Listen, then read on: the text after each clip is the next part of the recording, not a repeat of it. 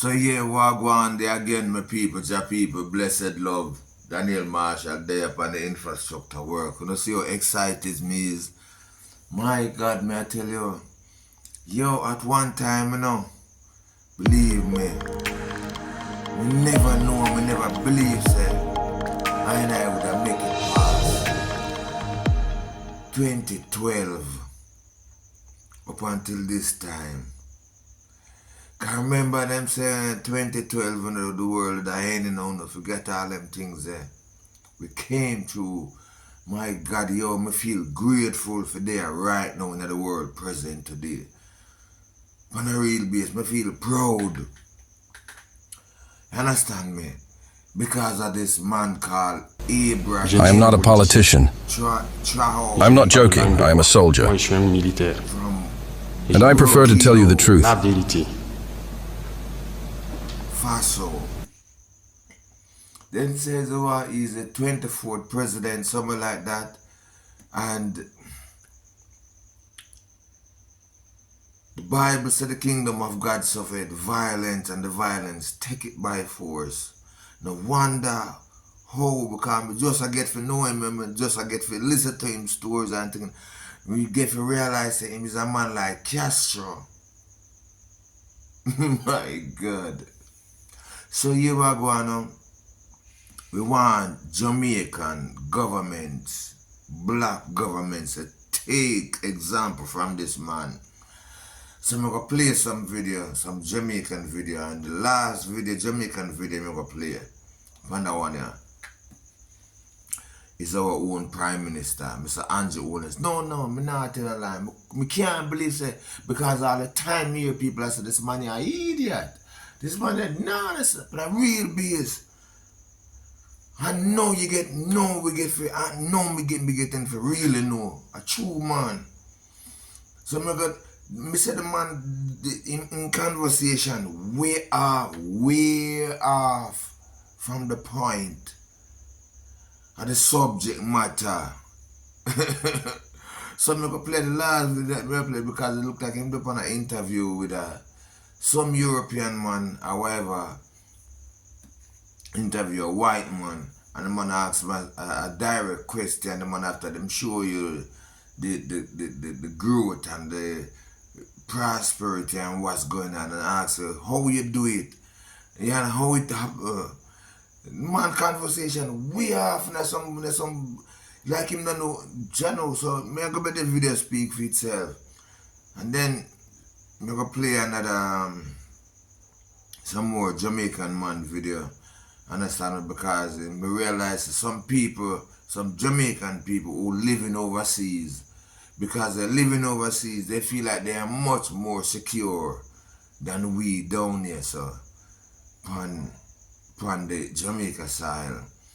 You understand me? And they feel like so well because they are so secure that you know it's time to throw stone pan uno back there, cause uno not good, uno this enough to do, that enough to do, and all this. How far-fetched are you guys from us? How far-fetched? That because you live in America, you live in England or Canada and this. You understand me? We are obviously, and we there live on the side, like Jamaica side. That not means that they are the mafia wish bad for we, you know? Because we know the thing go. So yeah, alright, make a jump into the video, them people. Blessed love, please, full job. Make sure you give the videos a like, subscribe and share from me so you understand me. To introduce you to one of the leading voices in the global conversation on sustainable development and economic resilience, the Prime Minister of Jamaica, the Honourable Andrew Holness.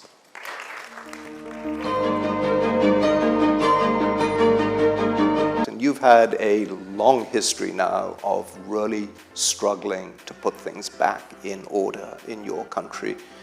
Alright, so I'm going to stick up in for a minute then, my people, because we have to go rewind that video, because we have to go make the item know and get an understanding of what this summit is about. Well, they're talking about a thing they call SDG, something like that. All formulated by the European Union and the IMF. And yes, basically, it's a former way of what they're using to bind these small countries like Jamaica, or borrow money from them to show sustainable growth, to show that they are utilizing the funds that they receive properly and that it is growing their economy and things like that. And that's what me think about that summit. Can't let too hard for you understand. So basically what they might do now is use our Prime Minister Andrew Holness to be that puppet on that stage for sure, say things is working and things is working out fine and okay. But he's not But believe me, the man conversation is way off from the actual things, and when we're gonna listen to Ibrahim try the argument, the way him talk, dealing with a small country, an impoverished country as Jamaica, a black country where the black man reside, that has been held back for so long and kept down for so long. The conversation, that the argument that is bring forward is have nothing that importance to the people and development of the people and the country. You understand me? So I don't know how it go on. But me could get back in the video and they are them can't put them comment down below, because me just get to that thing. They are them know more than me. Saying big up yourself, Mr. Anthony McGibbon, same way, you understand?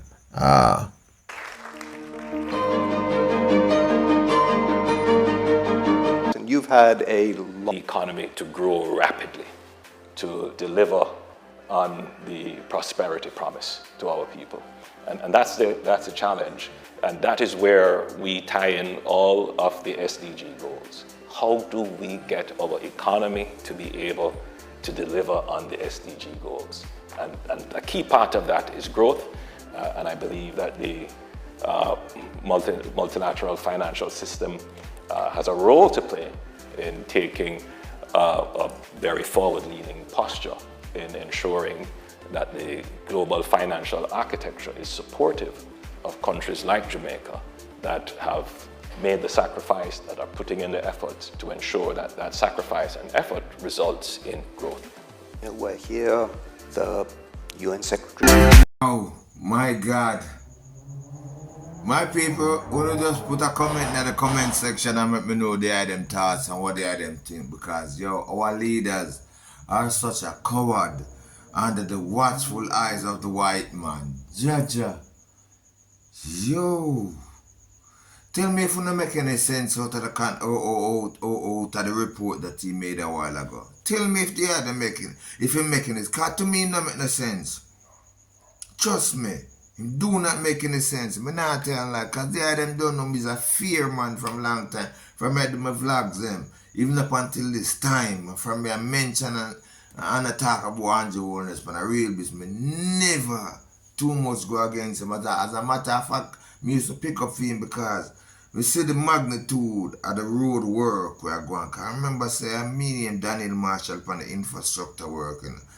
So we have to pay attention to the development of the roads, but there's more to it than this. And when people used to say, yo, that brother they are puppet in a man, I must say, man, it don't make no sense.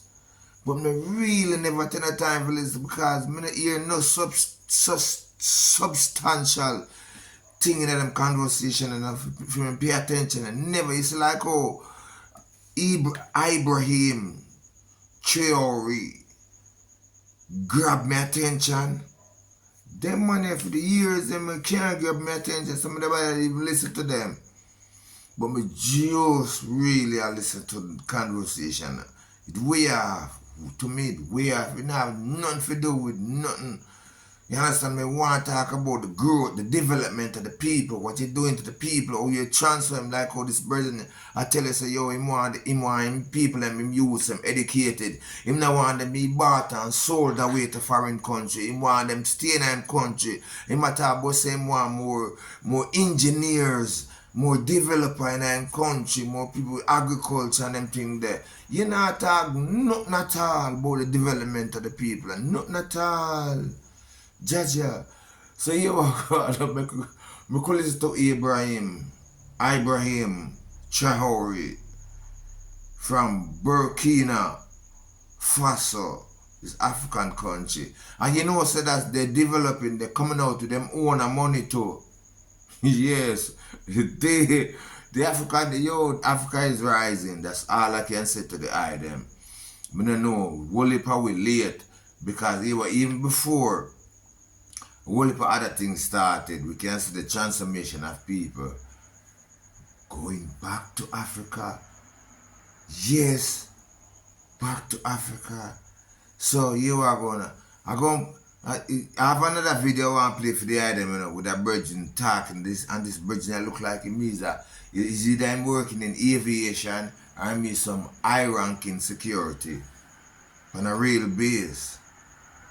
And we want to listen to him conversation too. So we not waste too much time and too much talking. We are going to video them. Yeah, blessed. Make sure drop your thoughts and your comment in the comment section. See, if you haven't subscribed to my video, please and thanks. Subscribe to my channel, please and thanks. Hit the notification bell. Yo, get the plus sign out to my face, yo. Yeah, and turn the heart into red. For a real base, I deserve it. Do not, I deserve it. Blessed love, I love you guys. So make go into the videos them, yeah? Alright. Hey, hello again. You know what's funny? Back in the day in Jamaica, everybody wanted to run away to England or America, Canada, actually pretty much those three. And people would go up on visitors visas and run off and not come back. And even if they told their friends and family that, hey, I'm going to go away and not come back illegally, nobody ever told them not to go. Now, I have friends that know I am attempting my very best to relocate to Africa. And you should hear some of the negative things. Some people tell me, oh, them have dreams and the Lord told them I shouldn't go. Really? Yo, may I tell you now, the brainwashing is crazy. These very same people will pray for somebody to go to America illegally so they can find a better way. But me, you're Africa, and you're gonna come tell me that your God dream you and tell you to tell me not to go.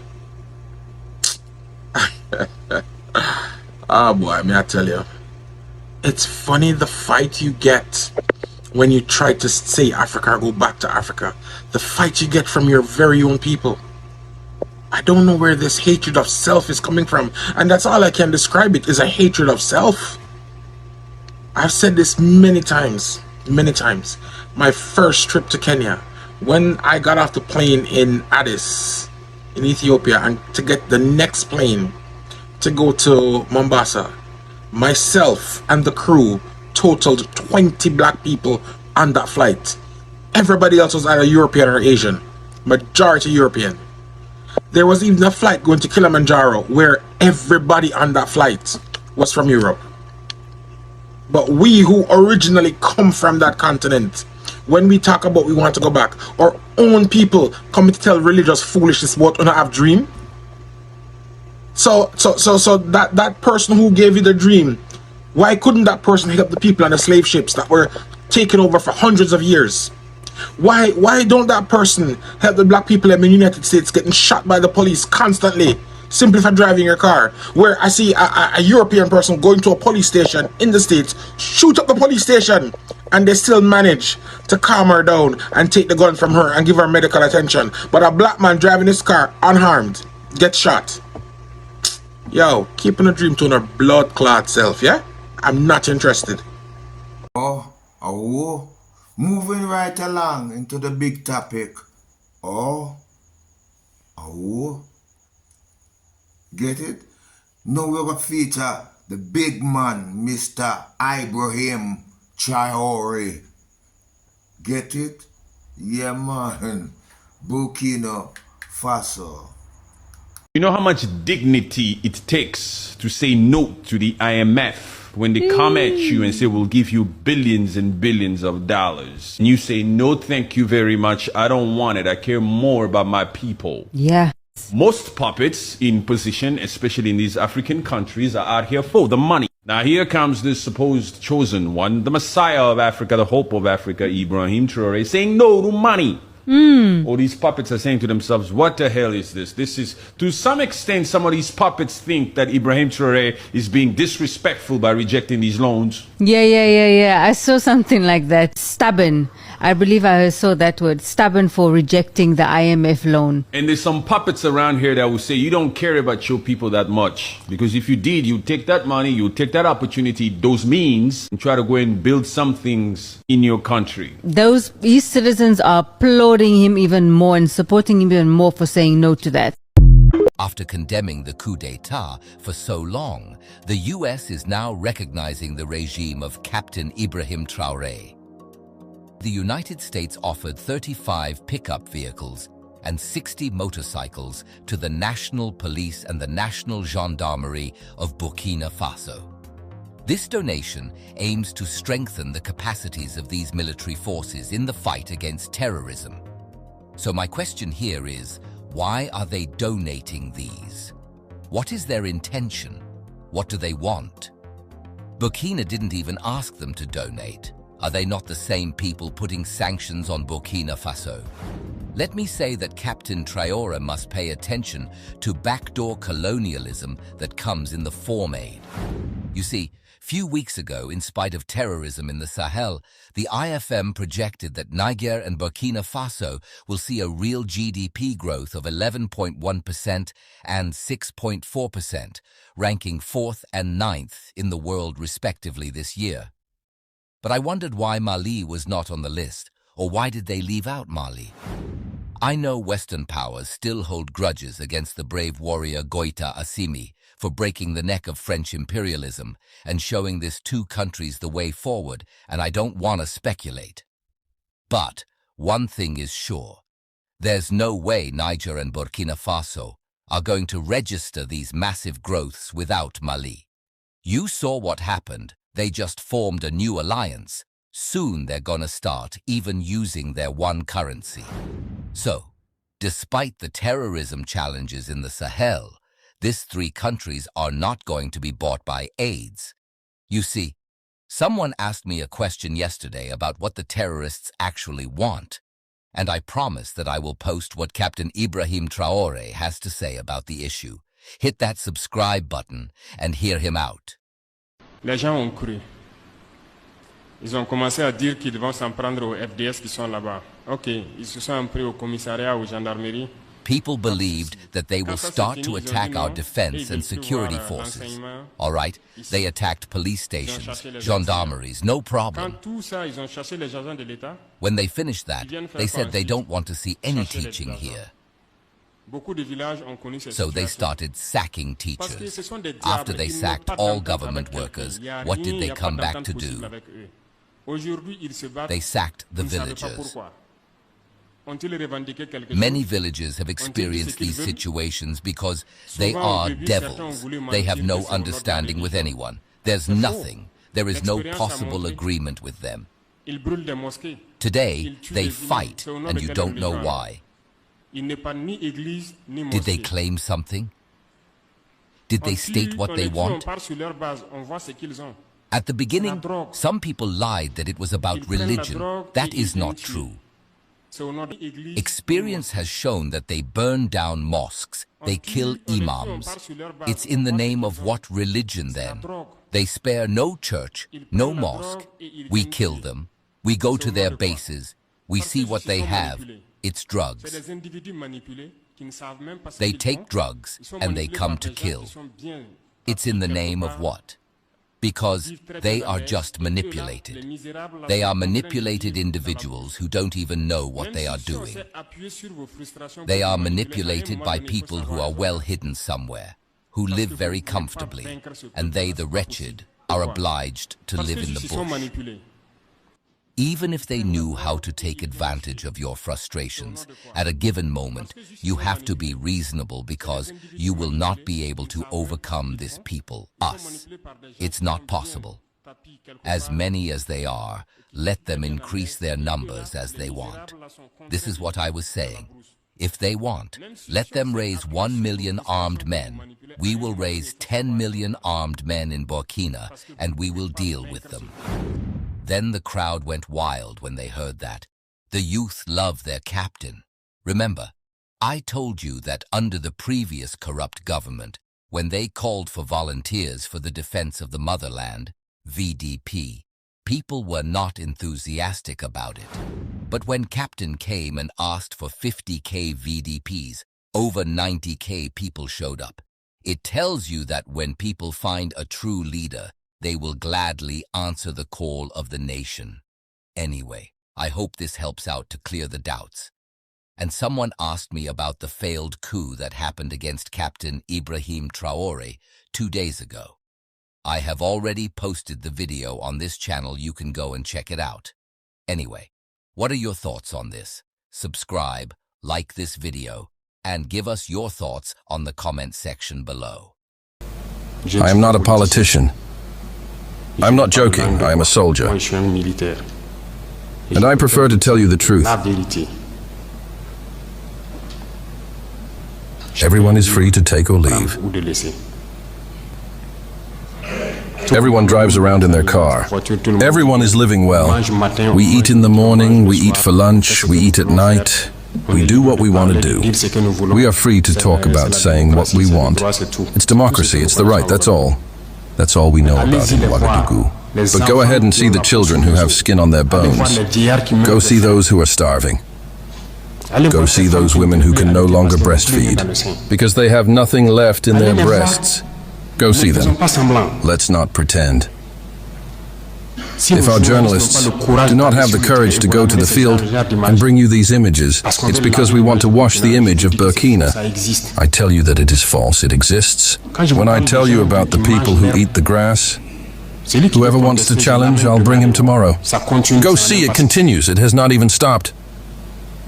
Because we were able to supply some villages, but others not yet. We are still on the way. No civilian can even support with trucks so that we can be in solidarity with this population. What integrity is this? What is integrity, Burkina Faso? What is it? This lack of support has deeply unsettled and revolted us. Until we address the core issues plaguing this country, we will always be revolted. For the moment, we've managed to secure some trucks in the army and have been using our own means to transport supplies. However, this hasn't really added much support for the starving populations. And even in this, there's been a distinct lack of empathy. Citizens knew about the situation, but they've remained on the sidelines. It is to say that solidarity has disappeared in Burkina. Have pity for the people. Have pity for the youth. Have pity for the children. What did these villagers do? So that when the sun sets, they find themselves in the caves under the trees. They leave the village, and in the morning they show up. They look to see if everything is okay before coming back. They sleep in the bush. They can't sleep at home. We don't tell you these truths. This is the reality of Burkina. We only see our cities. We are responsible for what happens to us, and we will be fully responsible for what follows. Either it's good or it's bad. It will depend on our behavior in the future. Everyone has to give their best. I think we can do it. I am optimistic. I hope we will get there. Inch'Allah, on va y arriver.